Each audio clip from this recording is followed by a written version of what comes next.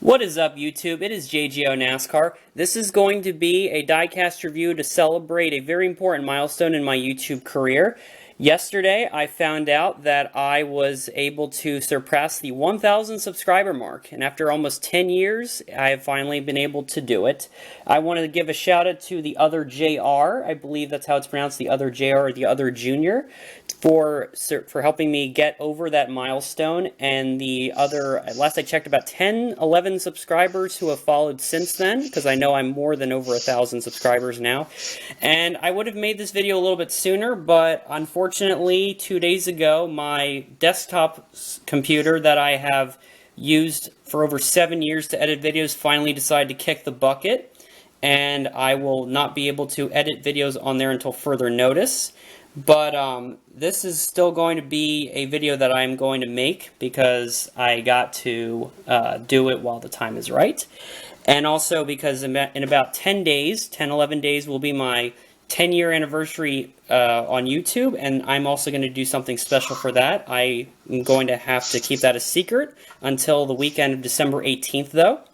But for this, I'm going to be reviewing two cars that I think are very symbolic for this important milestone in making my YouTube comeback since about September that much more successful now that I'm over 1,000 subscribers.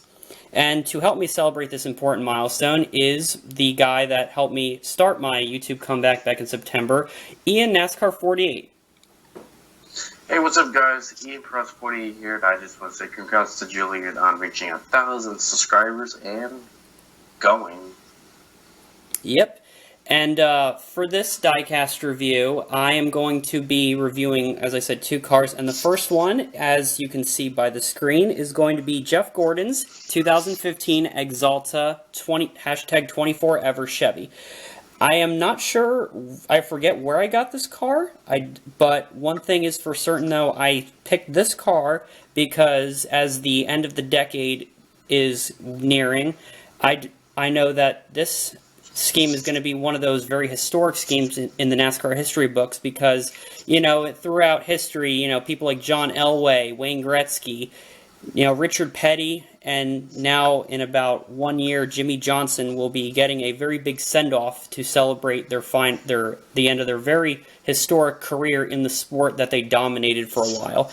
And this scheme, I think, is a much better one than the original scheme that they were actually going to be releasing back, I think it was just the original Axalta scheme with just like thanks for the memories on the side. It was just a really ugly scheme. And I think actually because of a backlash, they changed the scheme. And this one is much more Jeff Gordon-esque, and it kind of represents how big his career was over the 24 years that he was in the sport. So let's do a 360 review of the box. You got Jeff Gordon's face on it, 24 ever, and a picture of the scheme. This is a really, really nice box. 360 review, got Jeff Gordon, 24 Axalta Homestead Race Version, 2015 SS Limited Edition. Action Gold Series, it has been that way since 2010. Still the choice of champions as well. The barcode, and let's go ahead and open this bad boy up. The scheme was only raced once, which was at Homestead. He didn't do a bad job. I mean, I think a lot of people were hoping he would retire as the champion. But he was able to get that one last very historic win at Martinsville after the Kenseth-Logano incident. And also 93 wins. He started his career in 1993. And get your tinfoil hats out for that. And here's the car. Oh, the irony. Like I said, this is definitely one of the best Jeff Gordon schemes in my collection and just overall in general. So main colors of this car are silver, yellow, orange, red, and some black and a little bit of blue.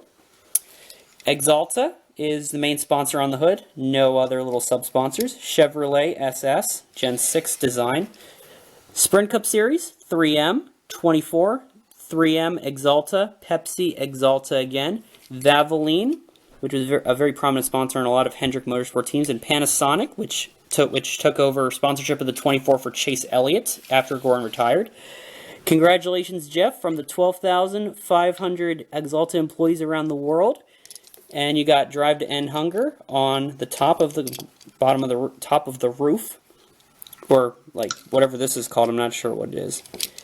Axalta, Pepsi, Valvoline 24 3M. Same sponsors as back with the Goodyear tires and the what is now looks like Sunoco Racing Fuel right on the bottom. So the design of this car, it's Ian, what do you think of the design of this car? Do you think it's supposed to be symbolic, or do you think like it's supposed to be like something just very unique to send Jeff Gordon on his merry way? Well, before I get to that, by the way, Panasonic went to Casey Kane for 2 years. Good point. Good point. My bad. My bad. Not Chase. Also, I know some people wanted like a combo of his rainbow car, his flaming car, and all that stuff. But honestly, I think the final ride scheme that he drove was like a unique way to send it off. I think it was good the way it is. It would have been cool if it was the combo of his iconic schemes, but hey, I'll take the unique scheme over nothing. Yeah, I was a little bit surprised that the Rainbow Axalta scheme that he ran at the Bristol race didn't actually race at Homestead, even though that he did. Darlington as well. Yeah, Darlington he also did as well. Although are you sure that's not William Byron's throwback scheme? From I'm happy that Byron drove the throwback of the Rainbow Warrior car. Yeah, so I'm thinking 2015 the Axalta scheme, the Rainbow scheme only ran at I think Bristol. Yeah. Dylan Lupton drove a Jeff Gordon throwback in 2017.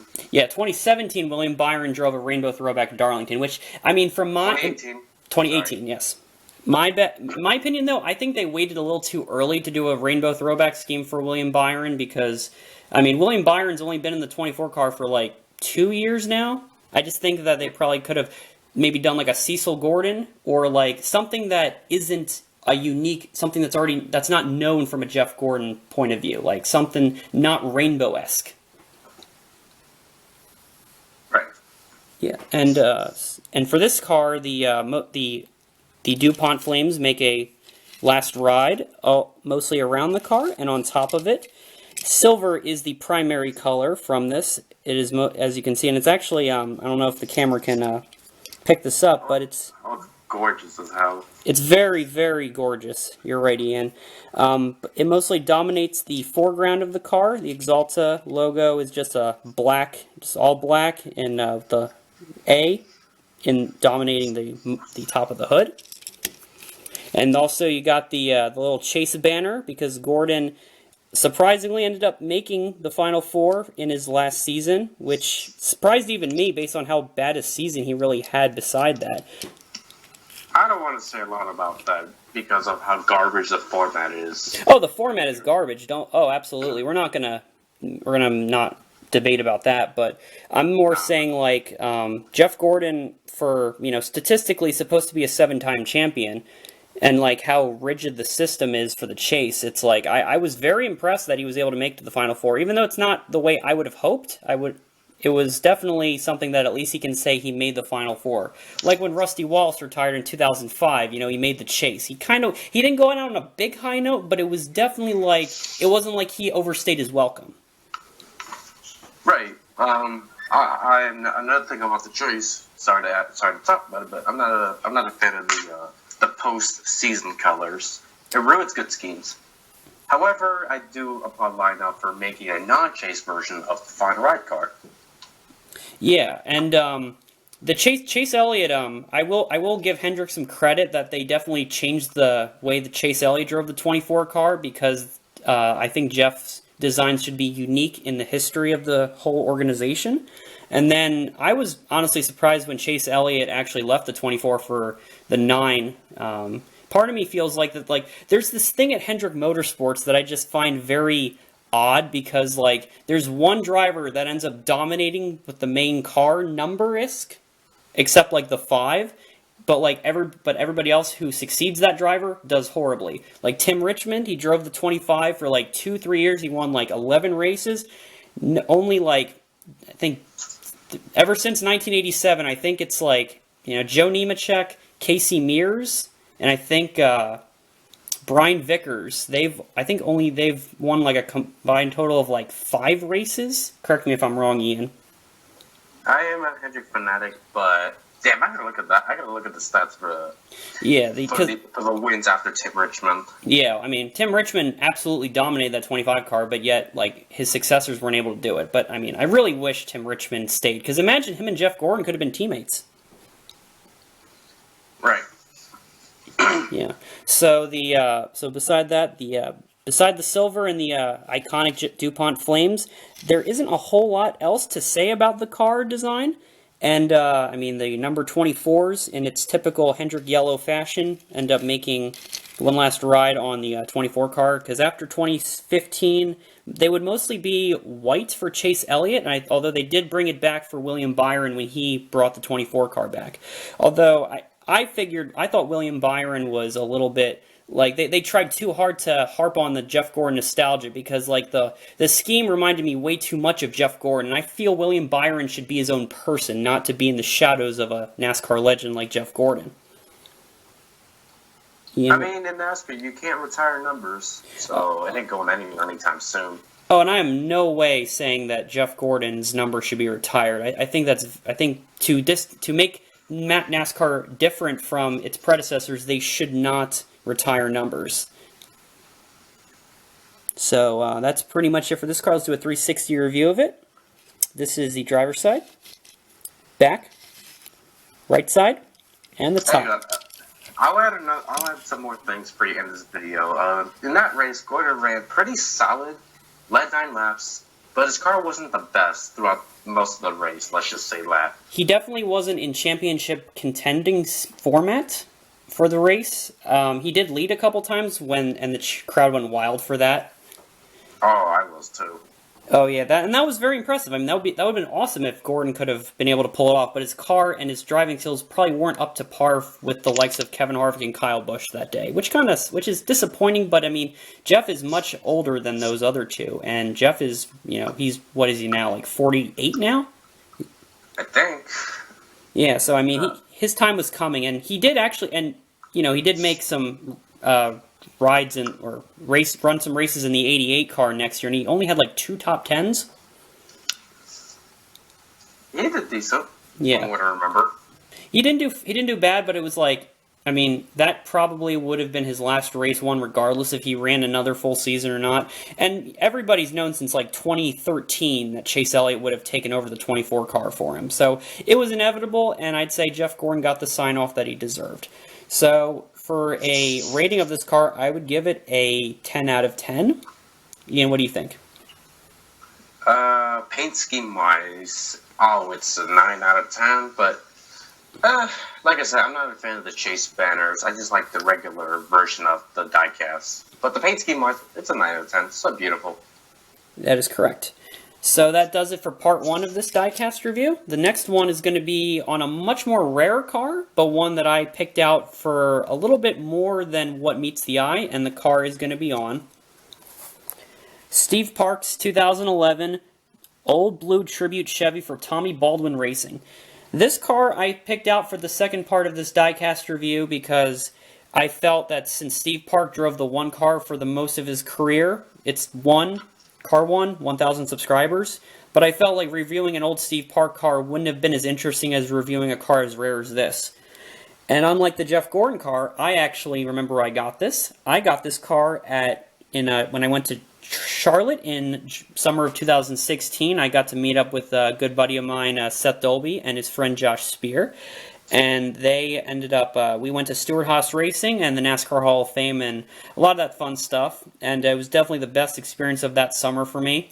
I would hope that I can make the trip down there again within like the next 2-3 years. But this car is very special to me because of how rare it is. And it's kind of like one of those rare promo cars, but it's also like a very simple scheme. So let's do a 360 review of this car. Ages 4 and up, Old Blue, number 35. Steve Park 35 Old Blue Tribute 2011 Impala, limited edition, the code. Old Blue 35, ages 4 and up, barcode. And top of the car. Let's go ahead and open this one up. I think that paint scheme was based off of like a modified paint scheme. I'm not sure. Steve Park, I know, did run modifieds, but like, did he do it before he became a NASCAR star, or did he do it after? I think it was before he was in the big series. That's very interesting because Steve, not a lot of modified drivers actually have been able to make it big in NASCAR. I mean, Ryan Preece is good. I definitely hope that his career takes off within the next decade because that dude is a wheelman. But the only one, but even like Richie Evans, based on all the success he had in the modifieds back in the 70s and 80s, he was never able to make it to the Winston Cup Series back then. Which I don't know if it was his decision or not. I think Mike Stefanik only did like trucks and Busch races. I don't think he did like Cup.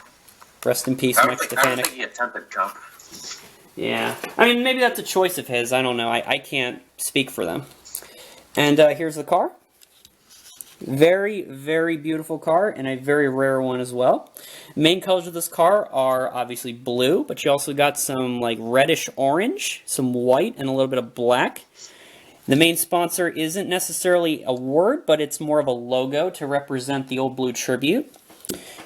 Steve Park actually didn't drive this car in any more than 2 races in 2011. I'm not sure if this car was made because of how many people wanted it, or it's just because NASCAR or like anybody or whoever made this car really wanted to harp off the Steve Park nostalgia bandwagon. Because Steve Park is he may not be as famous as like Jeff Gordon, but he's a very good driver. He's not a bust. It's just he's just like unlucky. Yeah, he was very unlucky. I mean, he was having a great season until his 2001 Darlington crash. It was like Larry Foyt the fourth, right? Yeah, Larry Foyt T-boned Steve Park's car after his driving steering wheel came off. It was just a really bad set of circumstances. He missed the rest of the 01 season, and when he came back to DEI in 2002, he barely had any success with finishes. And I don't think he was not the same ever since. Oh yeah. I mean, he did win the modified race at Daytona that one year after Mike Stefanik. He spun him out. 2013. Yeah, 2013, which sucks. But it was interesting. It was good to see Steve Park go to victory lane. I actually met him at the 2015 Motorsports Show. He was a really cool guy, as well as Tommy Baldwin. Which Tommy Baldwin's dad, Tommy Baldwin Sr., actually died in a wheel and modified accident back in 2004. Oh, I had no idea. Damn. Rest in peace. Yeah. So, like I said, main sponsor is Old Blue, Chevrolet Impala, DirecTV, Mobile One, Jegs, O'Reilly Auto Parts, 35. Nothing here. You see the little ethanol logo decaled onto there. Old Blue. Nothing up here. And same thing right around here with the Goodyear tires and the Sunoco Racing Fuel. So, for this design, it's just mostly like, it looks like a chassis of a car, right in the foreground of the number 35 on both sides of the car. And it kind of dominates the foreground of the car as well as right behind the 35. And that's kind of it for the whole design of the car. It's not a very interesting design scheme, but it's more of the rarity of how it was distributed and maybe who could get it and where you could get it and how much you could pay for this car is what makes this car an excellent scheme in my opinion. So if I had to give this car a rating, I would probably say for design purposes actually a 6 out of 10, but based on how I view the car entirely, I would give it a 9 out of 10 based on its rarity. And Steve Park, unfortunately, as I said prior, he only ran this car he tried running it for 2 races in 2011. He only actually qualified for one of them, which was Talladega, and he finished 42nd in that race. He has unfortunately not actually tried racing in NASCAR again, at least on the Cup level, and I'm actually not sure what he has been up to since then. So that is pretty much it for this diecast review. My companion actually had to leave early, and I want to just say thank you for helping me with this diecast review, Ian. And tune in again in about 2 weeks for my 10-year anniversary special diecast review. Thank you so much for watching, and have a great rest of your week.